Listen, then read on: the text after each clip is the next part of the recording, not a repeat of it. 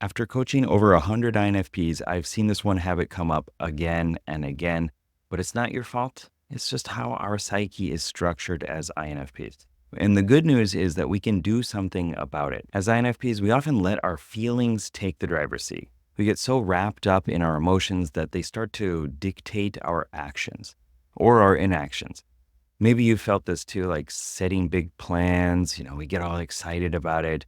And then we have our mood derail the plans and we're just kind of left with like, I just don't really feel like doing it today. It's like wanting to sail to some awesome destination, to some fantastical location with all the treasure and all the exciting stuff, but allowing the winds to push us off course because we just don't feel like it's worth the energy and effort to adjust the sails. Like it just feels too daunting to take control of those sails. And this habit of letting our state control us can be a silent thief of success and happiness and joy in our life. It keeps us stuck. We just circle the same issues over and over again without really making progress. We might feel ourselves like avoiding opportunities because we're just not feeling it. We're just, I just don't have my spark right now. I'm still looking for that spark. Or it could just be something outside of us. Something happened and we get unsettled, we get off balance in our emotions, and we just need some time to process them ourselves. And so we turn down opportunities. We don't make progress towards the things that are really important to us. And as you can imagine, over time, this leads to a lot of missed chances, unfulfilled goals, and that nagging question of like, why can't I move forward in my life despite really wanting to? Like, I want to make these changes, but I just can't do it. So what if there was another way? For me, I realized that acknowledging my emotions without letting them rule my actions was the key. It's about taking charge of our state, of our emotions, of our mindset, instead of being at the mercy of it. I learned a word for this from David Snyder called emotional calisthenics. And it's this like maybe simple exercise to strengthen our ability to navigate feelings while still heading towards our goals. It's about learning how your mind and your body encodes different sights, sounds, smells, tastes, and feelings, and then practicing taking yourself into different states and then resetting, feeling depressed and miserable, and then resetting it back to neutral, and then going to a high, like joyous, ecstatic, amazing, and then envy, pity, self-loathing, and continuously playing with that and learning how to reset it. This lets you choose how you want to feel so that you can be more resourceful, more positive, and focused on what matters the most to you. So let me teach you how to do it. After a sip of my Geek Psychology brand coffee. It's not Geek Psychology brand coffee, but it is delicious. And I'm sure you're thinking, well, if I just change all my emotions all the time and choose to feel happy, then this toxic productivity, toxic positivity is going to, be the downfall of me. It's disingenuous to me. I'll talk about that later. So the first step into reclaiming your state and learning how to wield your emotions properly is to recognize and name your emotions. So start by noticing how you are feeling. Are you anxious? Are you frustrated? Are you just drained? Naming the emotion is the first step into lessening its grip. Then understand what's behind it. So ask yourself, why am I feeling this way? Now, usually the why question is not very helpful. If you ask, why am I so stupid? You're going to find reasons for that. If you ask, why do I keep messing up? You're going to find reasons for that. But doing it intentionally with awareness, why am I feeling this way? Out of curiosity. Then, you might see that sometimes this specific event triggered it, or other times it might be this buildup of a lot of smaller things that happen. I know for me, when I don't feel good right at the end of the day, usually at the point that I'm at in my life, it's because I was trying to be productive. I was trying to do something that was really important to my business, and I wasn't able to do it. I had all these other family things that I had to take care of, or other errands I had to run, and I wasn't able to be productive in the morning and set the rest of my day right. That's usually when I notice that I get upset. So when you're in that state, things are not working out well, ask, notice within you, how is my body posture? my breathing, my self-talk. What movies am I creating in my head and then reacting to? Basically, we are creating movies within our neurology, and there's a soundtrack to it, right? There's things that we say to ourselves, and there's a title, like this is the meaning of what is going on.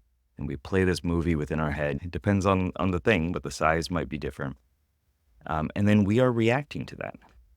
So having awareness of that is how we can then learn how to adapt to it. You want to decide how you want to feel. So a lot of times we'll say like, I don't want to feel angry. I don't want to feel bad anymore. I don't want to feel miserable. But that's not a positively focused outcome. How do you want to feel? I want to feel happy. I want to feel excited. I want to feel motivated. And it's not about forcing happiness. It's about choosing a state that will help you move forward. It could be calmness, it could be determination, focused, motivated, peaceful. And the next step is to take a small action. So take on the posture, the breathing, the internal dialogue and internal directing that supports that desired state. So if you can think of an action that creates that desired state, then do that. But you can also just adjust it. Like you can slouch over and breathe shallow or, I don't know, deep. And you can force yourself to feel bad. Or you can do a power pose and it might feel strange.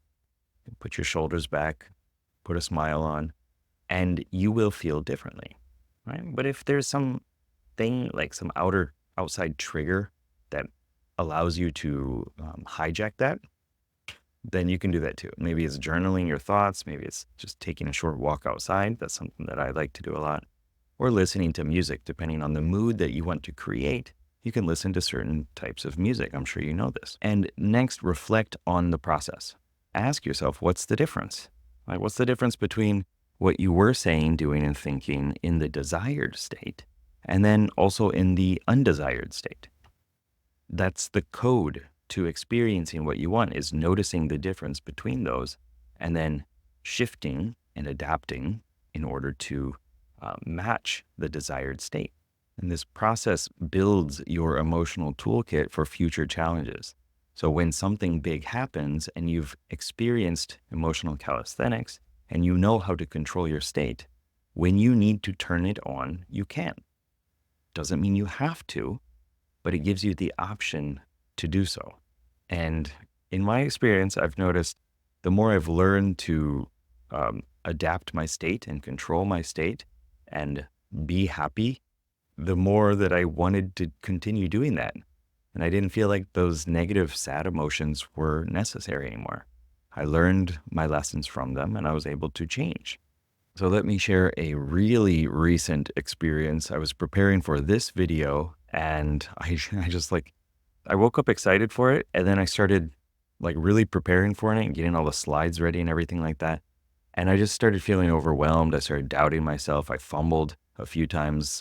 This is the second time recording it, which is pretty rare for me. I just was like doubting myself. And my first impulse was to postpone it, to distract myself. I actually went downstairs and I vacuumed a little bit. I did some other things. But I knew I needed to reset my state. And so instead of just allowing myself to, I'm just going to play some games or whatever, waste my time, I paused. I acknowledged it. I knew that I'm going to film it anyway, so I might as well be in a better state. I realized that I was feeling some sort of way, some like anxiousness about it. I realized that there was this kind of fear of like, well, what might happen? What if I say something wrong? And that was fueling this negative state, a state that wasn't desirable. And so I decided that I wanted to feel confident. So I took a few minutes, I visualized, I reset my body and my thinking, my breathing. And then I did a quick little rehearsal. I read through my notes. I felt more confident. And then by the time I started filming it, I felt better. I felt prepared. I felt centered and a lot more comfortable in recording the video. And I'm very glad that I didn't let my initial emotional reaction or experience take over. And I hope you are too. And by taking charge of our emotional state, we empower ourselves to keep moving towards what truly matters to us. And as INFPs, That is everything. Aligning and taking action towards what is important to us. And if you're interested in exploring more about being an INFP, I've created a free 5-day course specifically for INFPs at inowfeelpositive.com, or you can get the INFP Masterclass, infp.geekpsychology.com, and go even deeper in the rabbit hole of understanding your personality type and utilizing it, using it to live a better life. We have the ability to steer our ship, adjusting the sails even when the winds are trying to take us off course and the environment is unfavorable. The next time that your emotions threaten to sidetrack you, right? See how it feels to gently guide yourself back on course, to experience lows and resetting and going to highs. Like, do this in your own free time as a fun experiment. Like, I do this when I'm going to bed. I just play with my emotional state and my focus. Honoring your emotions doesn't mean that you have to be led by them, right? You can appreciate their information, their signs, their lessons, and then have the strength and clarity to acknowledge them and still choose actions that align with your goals and with the future that you want to live. And it's a small practice, but every time you do it, you get better and better at it, and you become more capable and more confident and more secure in who you are. And then you can like yourself better, and you can show up into the world in a way that you are sharing your gifts with the world and making other people feel great too.